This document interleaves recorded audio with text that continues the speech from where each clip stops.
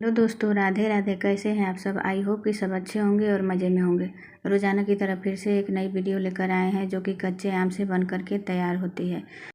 तो आज हम कच्चे आम के पापड़ बनाने वाले हैं। तो आम के पापड़ दो तरीके से बनाएंगे, तो वीडियो को फुल वॉच करिएगा, तभी आपको पता चलेगा। इस रेसिपी को आप लंबे समय तक स्टोर भी कर सकते हैं, ये ख़राब नहीं होगी।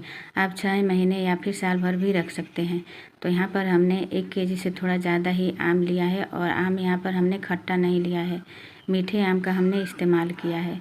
आपके पास खट्टा या फिर मीठा जो भी आम हो उसका इस्तेमाल कर सकते हैं, लेकिन मीठे आम का इस्तेमाल करेंगे तो उसमें चीनी या फिर मिश्री कम ही लगेगी। तो हमने यहाँ पर मीठे आम का इस्तेमाल किया है। तो हम सारे आम को छील करके तैयार करेंगे। तो यहाँ पर आप देख सकते हैं कि हमने सारे आम को छील लिया है और इसे धुल लिया है। अब इसे कट करेंगे। तो यहाँ पर गुठलियाँ बहुत टाइट है, तो हम आम के किनारे वाले भाग को काट करके तैयार करेंगे और गुठलियों को हमें अलग कर देना है। तो इसी तरह से हमें चारों साइड से आम के किनारे को काट करके तैयार कर लेना है।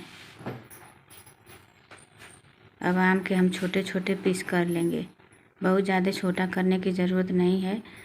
तो यहाँ पर आम को काट करके तैयार कर लेंगे और गुठली को हमें अलग कर लेना है। इस तरह कर देने से हमें बाद में गुठली को निकालने की ज़रूरत नहीं पड़ेगी, आसानी से हम इस आम को बॉयल कर सकते हैं।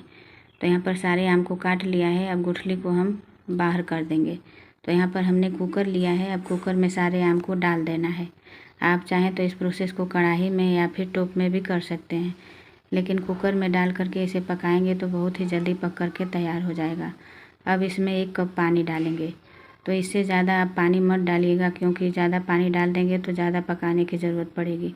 यहाँ पर हमने आधा चम्मच नमक डाल दिया है। अब अच्छे से इसे मिला लेंगे।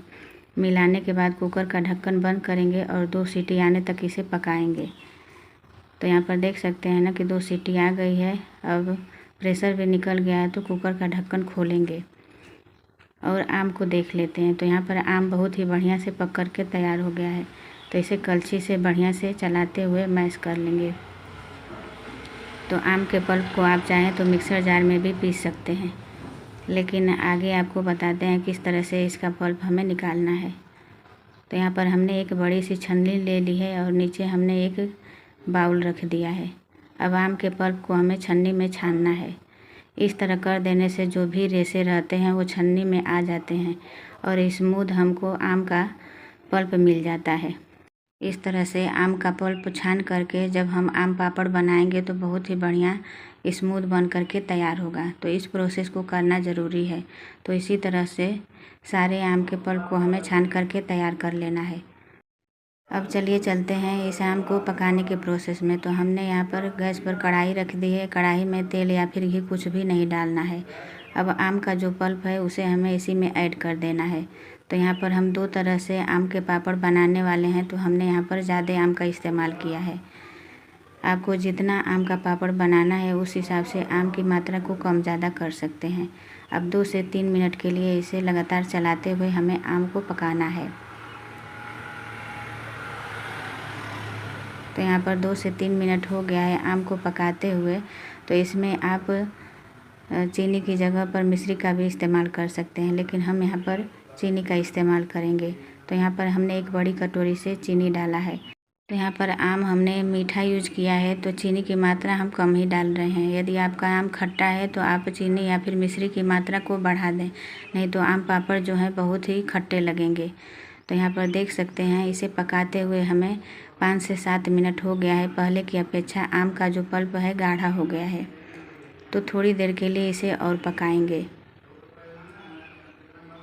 तो 2 तरीके से हम आम पापड़ बनाने वाले हैं, तो आप वीडियो में बने रहिए, तभी आपको पता चलेगा। तो यहाँ पर हमने 1/4 चम्मच काला नमक डाला है।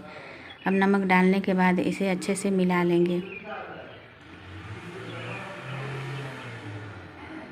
और इसी तरह से चलाते हुए हमें आम के पल्प को पकाना है।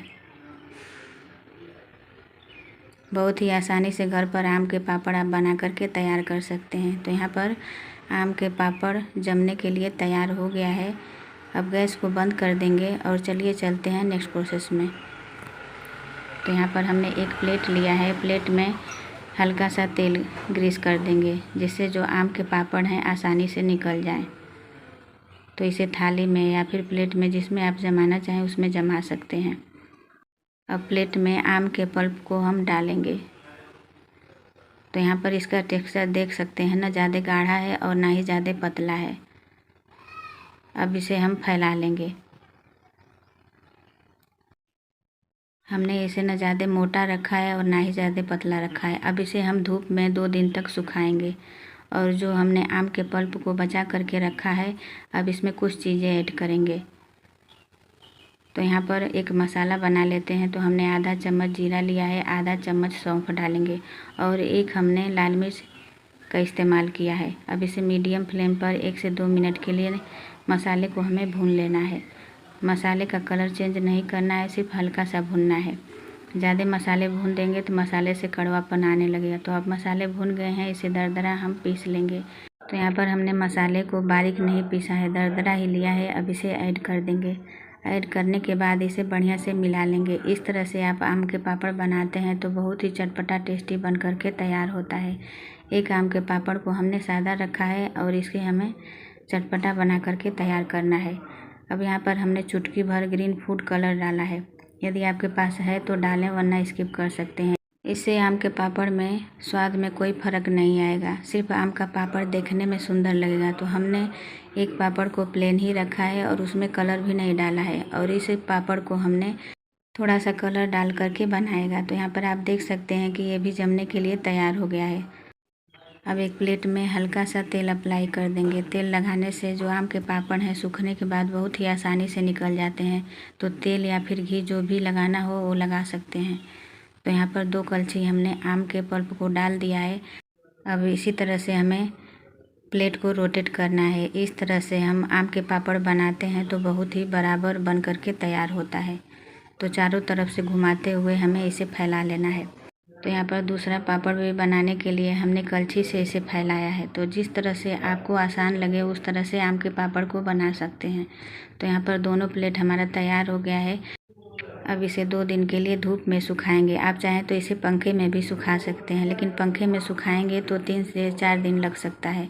तो यहाँ पर दोनों आम के पापड़ सूख करके तैयार हो गए हैं। अब पापड़ को हमें चाकू की मदद से किनारी को छुड़ा लेना है। तो यहाँ पर हमने इस पापड़ को थोड़ा मोटा ही रखा है, तो अभी ये गीला लग रहा है। तो इसे हम 1 दिन के लिए और सुखाएंगे। तो यहाँ पर देख सकते हैं ना, दूसरा पापड़ हमारा बढ़िया से सूख करके तैयार हो गया है। तो किनारे को छुड़ा लेंगे और इसे बर्फ़ी के शेप में छोटे छोटे पीस में काट करके तैयार करेंगे। तो जब भी आपका आम का पापड़ खाने का मन करे तो इस तरह से आप घर पर कच्चे आम को मंगाकर आसानी से आम के पापड़ को बना सकते हैं और इसे लंबे समय तक स्टोर करके रख सकते हैं।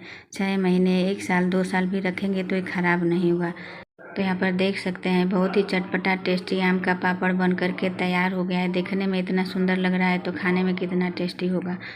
आई होप कि मेरी वीडियो आपको पसंद आई होगी। पसंद आई है तो लाइक करना तो बनता है। तो यहाँ पर हमने रात भर पंखे में सुखाया है और 1 दिन के लिए हमने धूप में डाला था। तो यहाँ पर हमारा जो आम का पापड़ है बढ़िया से सूख करके तैयार हो गया है। तो अब चाकू की मदद से इसकी किनारी को हमें छुड़ा लेना है।